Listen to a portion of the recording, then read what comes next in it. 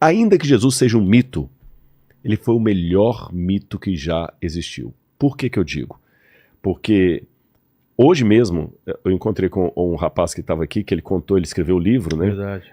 Contando a vida dele, falou assim, olha, Que ele eu foi era preso, drogado, fui preso, fui ligado a tráfico de drogas, Exato. comando pesado, aquela coisa toda e tal, e eu tive um encontro com o evangelho na cadeia, e na cadeia eu terminei de cumprir pena na ala dos crentes, Nossa. na ala dos evangélicos.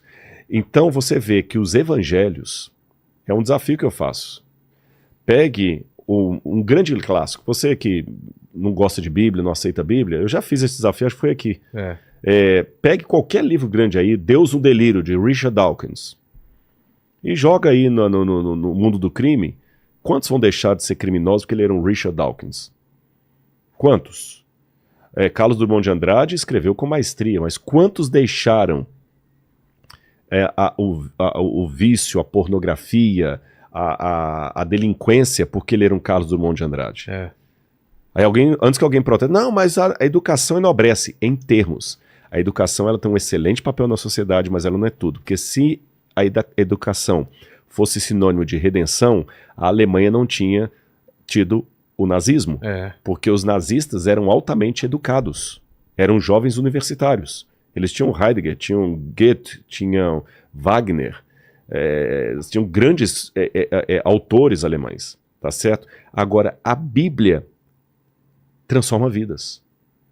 Então, ainda que tudo que eu falei aqui fosse hipoteticamente refutado e fosse provado para longe de qualquer questionamento que Jesus é um mito, ainda assim eu continuaria pregando esse mito, porque é o melhor mito de todas as vidas, porque eu não conheço nenhum ex-traficante porque leu os Marvel.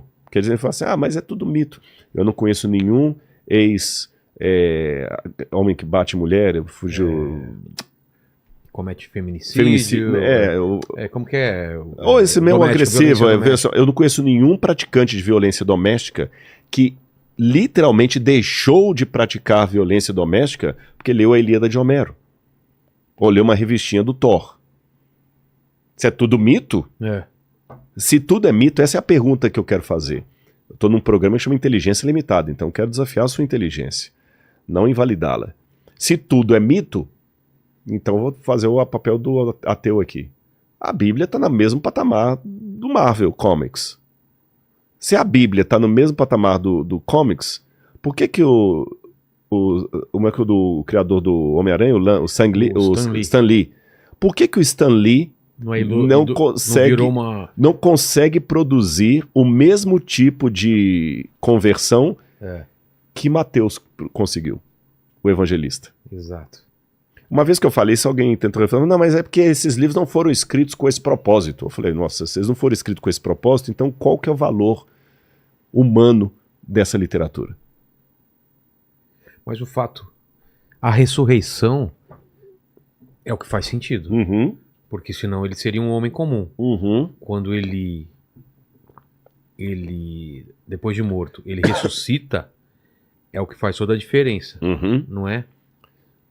Tem um autor chamado Müllermann, ele é um dos maiores especialistas em lógica aristotélica. Eu estou dizendo assim, se não tivesse essa parte dos evangelhos... Não, aí ele seria um homem legal, beleza, pode até ter feito milagres ou qualquer coisa, mas realmente a ressurreição é o diferencial. Porque você tem grandes personagens na história aí e nunca ressuscitaram. E eu sei que essa pergunta vai vir. Mas não diz que todo o evangelho é um mito dos pagãos lá, né? Que Jesus ressuscitou porque o Tammuz também ressuscitou, que Dionísio ressuscitou. Tem gente que faz uma comparação tem muito. Tem aquele documentário Zeitgeist que colocou isso aí. Verdade. Por exemplo, que Jesus ressuscitou, mas porque Osíris também ressuscitou, então foi um plágio. Não confunda. A ressurreição é inédita. Quando esse pessoal fala que Osíris ressuscitou, Osíris não ressuscitou. Osíris foi esquartejado por Sete, o irmão dele. A esposa dele, Ísis, recolhe os pedaços dele e dá uma sobrevida para ele no mundo dos mortos, onde ele está mumificado. Não teve nada de ressurreição. Dionísio foi costurado na coxa de Zeus ali, e saiu da coxa de Zeus, não tem nada que Dionísio foi ressuscitado. E não tem nada de semelhança dos mitos com o cristianismo. Ah, que Jesus tinha 12 discípulos porque também Osíris tinha 12, mito, não tem nada. Lê a literatura grega, não existe isso. É invenção, tá bom? Mas voltando à questão, você tem razão quando você diz a ressurreição ela é algo sui generis, ela é inédita de Jesus. Ele ressuscitou. Agora, o curioso é que, quando eu pego essa história dele, eu falei desse Müllermann, que foi um dos grandes especialistas em Aristóteles, e ele fez uma pergunta. Qual a chance matemática da ressurreição ser uma mentira?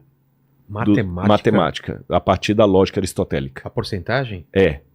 Qual? Ele descobriu que, aliás, ele fez a pergunta, foi no positivo. Qual a chance, a partir da lógica aristotélica, porque você pega a lógica, é muito complicada na filosofia, são duas matérias dificílimas, é metafísica e lógica. É quando você pega esse nosso diálogo aqui e o reproduz em forma de equação. Tá. Ou um debate. Aí na equação você vê, peraí, o argumento dele não procede, porque na equação... E ele transforma tudo, não é que abandona, ele substitui uma linguagem por outra, que é a matemática e a linguagem.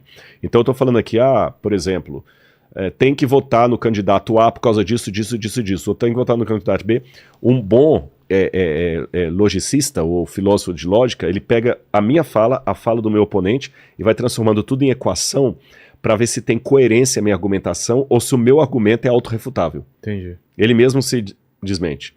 Então ele fez isso com Aristóteles e pegando toda a lógica aristotélica, e ele descobriu que a chance matemática da ressurreição ser verdadeira, eu não saberia reproduzir, mas é 1 em ou seja, ela é altíssima. É coisa acima de 99%. Tá certo? Como que ele chega nisso? Através de... Ele vai pegando todas as hipóteses, aí tem não dá para explicar isso aqui rapidamente, o livro é dessa grossura e muito técnico, mas ele vai pegando todas as equações, você vai pegando todas as probabilidades e vai descartando-as a partir de equações. Por exemplo, você esgota tudo que é possibilidade. Por que alguém ia inventar uma história da ressurreição? Então você vai trabalhar toda a hipótese. Essa história foi inventada. Entendi. Não, ela foi fruto de uma alucinação coletiva. Não, ela foi fruto de uma lenda, de uma parábola. Não, ela foi histórica, mas equivocada.